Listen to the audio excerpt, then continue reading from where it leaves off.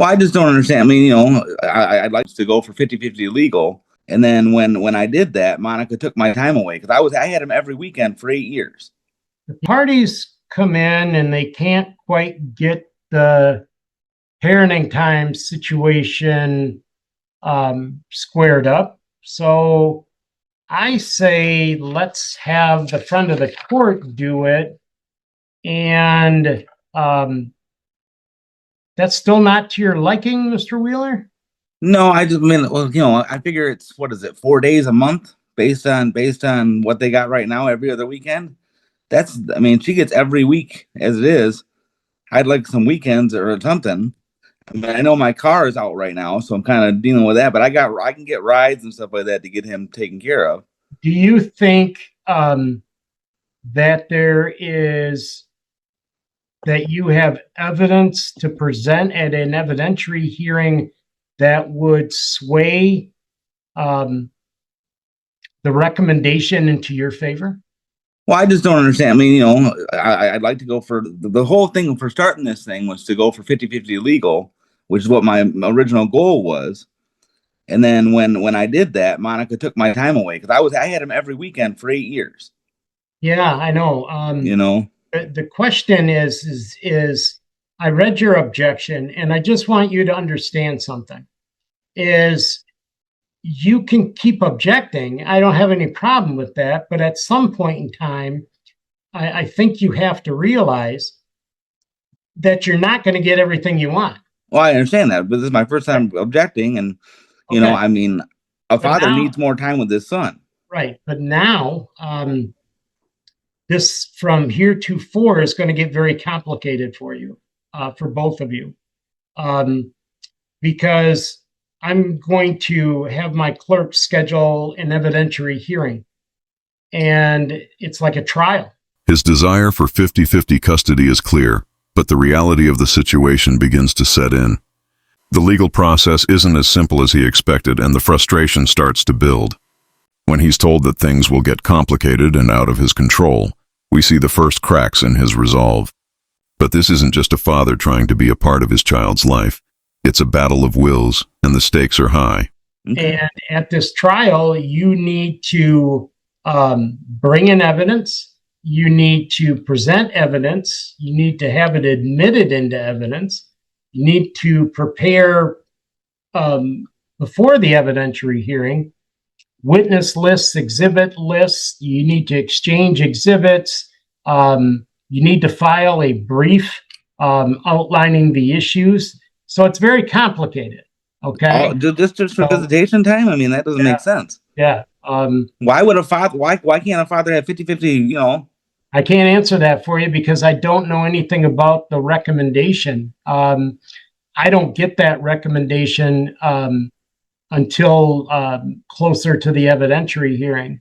So the parties are free to negotiate something on their own, and then if it's in the best interest of your child, I would probably sign on to that. But this is what the objection does. The only where to go from here is an evidentiary hearing. So if the parties want to get together before the evidentiary hearing and try and hammer out a solution that might not be everything you want, but you can certainly live with it, I don't have a problem with that. But otherwise, we have to have a trial on your objections, and that's the next step from here. Okay. It's kind of crazy to me, but I mean, I guess. Well, the law is very complicated, David. It is. I know. And if we move into the legal complications, the court lays out the cold, hard truth. The father has to face a long, tedious process with legal hearings, evidence gathering, and the looming threat of a trial. You can feel the weight of the situation in the air. The tension is palpable. What seemed like a simple custody request is now a maze of red tape. But this is where the real stakes emerge. Will he be able to prove his case, or will his rights as a father be buried under bureaucratic layers? Either one of you were thinking of getting an attorney, now would be probably the time to do it. But I'll set that up for you. My clerk will send out the notice, and you'll get notice of when that is. And if we don't hear from you, then I'll plan to conduct the hearing and make a decision after I've heard the evidence. Okay. Okay. All right. You're all set. Both of you have a great week. Anything in your motion you want to tell me before I hear from Mr. Cam? No, I would just say that I filed a motion because there is currently no parenting time required. It's something that we've agreed upon through mediation through the judgment of divorce. Paragraph 11 says that we will be doing this reasonably and mutually agreed upon by the parents, and I don't believe that's been fulfilled. I don't believe it's mutually agreed upon by the two of us at this time. Well, it's somewhat vague, right? I mean, Correct. if the court order that is that parenting time will be as the parties agree, then if the parties don't agree, there is no parenting time, right? That is correct. Okay. Mr. Cam, what can you shed on this? I read your response. The mother's concerns about the father's history with alcohol abuse are thrown into the mix. The emotional stakes go through the roof. Is this about safety, or is it an attempt to control the father's access to his kids? It's a perfect example of how personal histories and past mistakes can bleed into current battles. The father's rights are on the line, but can he overcome his past to prove he's fit to be a co-parent? This emotional tug-of-war will have lasting consequences for both parties. What can I what? You want to shed any light on this for me? Sure.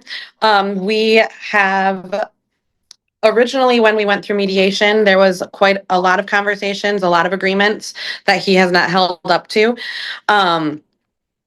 I originally was planning on him having the kids one evening a week, unless they had other activities or things going on where that wasn't possible. I'm not very comfortable with him having the kids in his car just because of his history with alcohol abuse and getting multiple DUIs and telling me that he doesn't believe he has a drinking issue. So I feel it's a safety matter. Well, let me ask you this. According to your response, at least it looks like to me anyway, that most of those issues occurred long before you and him signed an October 30th, 2024 stipulation. Is that true? I believe his last DUI he was still under probation at that time. Okay. Or maybe he had just ended probation. Well, see, my point is this. I can consider changes of circumstance since the last order. And the last order is clearly October 30th of 2024.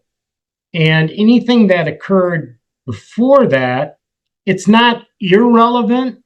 I don't want to say that because obviously if it's an ongoing situation, that can be problematic. But it looks like to me is the parties just can't seem to get out of the starting gates on this stuff. Here's where the judge steps in and the legal drama shifts into overdrive. The father tries to leverage his past to gain ground, but the judge is clear. Only substantial. Recent changes will make a difference. This moment highlights the frustrating nature of the legal system. The past doesn't always hold weight unless it's directly relevant. The judge lays out the next steps, and with a heavy heart, both parties have to prepare for a potential long fight ahead. The stakes have never been high. And I certainly can't decide that on a Friday morning. But I will tell you that pursuant to Shade versus Wright, 291 Michigan Appeal 17, a 2010 case, I have to have at least proper cause or change of circumstance to stick my nose into your parenting time business because most people don't want courts involved in their lives. But poor communication or lack of cooperation between parents does constitute a change of circumstance to revisit parenting time, because the relevant best interest factor, MCL 722.23. It's like that. We're hit with the reality check. It's not over yet. The court decides that a full investigation will take place, and this isn't going to be quick or easy. There's a glimpse of hope that an agreement can be made, but the odds seem slim. This is where the tension peaks. Will both parties be able to come to a mutual agreement? Or will the investigation drag everything out even longer? The uncertainty is crushing, and we're left hanging with no clear answers yet. J as in Jimmy, diminishes each parent's ability to encourage a close and continuing parent-child relationship between the other parent and the child. Those was set forth in an unpublished decision of Bauman versus Hartman, which obviously is not binding for stare decisis purposes on me, but is persuasive. So my only recourse at this point is to reopen parenting time, send it to the front of the court for a complete investigation and a recommendation. Mr. DeCam, are you currently working? Yes, I am. And Ms. DeCam, are you currently working? Yes, I am. Okay. So the fee for that investigation and recommendation is $300. It'll be split between the parties.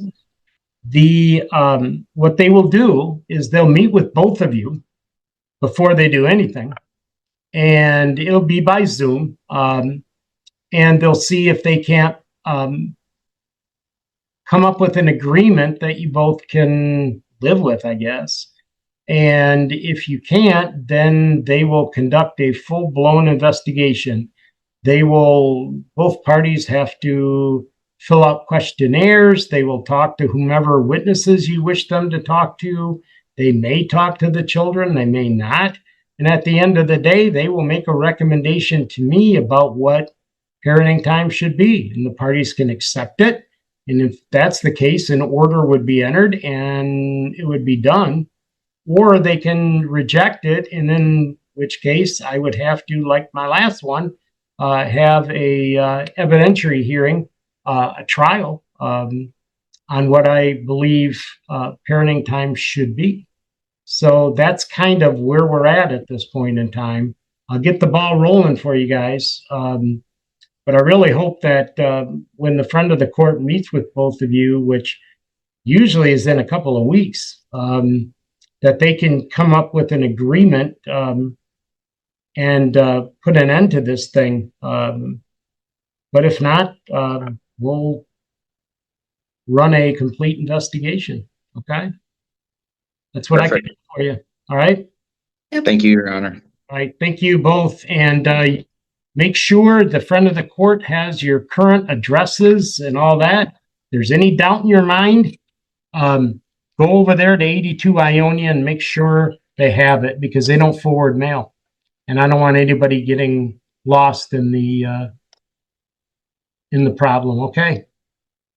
Thank you, Your Honor. Good luck, both of you. Thank you. Next. Things up. There's a faint glimmer of hope. The parents are given one last chance to work things out before the full investigation is set in motion. The clock is ticking and the pressure is mounting. You can feel the exhaustion in the air. The legal system doesn't offer quick fixes, and both parties are about to face a long and complicated journey. Will they finally find common ground, or will this continue to spiral out of control? Stay tuned to find out.